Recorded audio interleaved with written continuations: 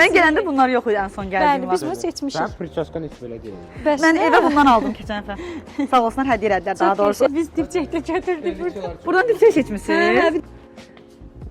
Bu artıq buranın istixanası. Buradakı rənglərə bayılıram. Çox gözəl görsənir hamısı. Hə, bizimkisi seçilib. Amma çox gözəl bitkidir. Buradakı bitkilər çox Həqiqətən gözəldir. Çox gözəl bitkidir. Özümü Amazon meşələrində hiss edirəm.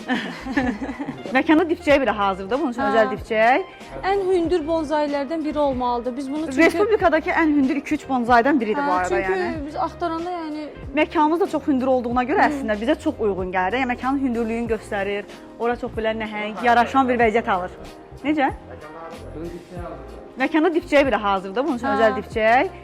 O sürpriz olsun, onu videoda görsünlər ki, harda olacaq növbəti dipçək videolar. necə formalıdır? Dairəvi, dörtgüncdür. Ölçülər böyük olduğu üçün özəl Balaca. olaraq hamısı sifariş olunur. Köbəs dipçəklər nə edirik? Dipçəkləri özəl olaraq sifariş eləmişik. İndi orada gedib baxacağıq əslində bugün. Aa, Bugün orada gedəcəyik. Bəziləri buradadır gördüyünüz kimi. Bunlar balacalarıdır hələ. Çünki daha böyükləri var bizdə. Və bunlar yerdə olmaq üçündür. Bunlar yerdə olmaq üçün, amma bunun çox daha böyükləri var bizdə. Əslində arada gəzmək lazımdır. Bir həftə bir dəfə gəlib belə bitkiləri görüb, bir xoşbəxt olub qayıtmaq lazımdır. Dopamin.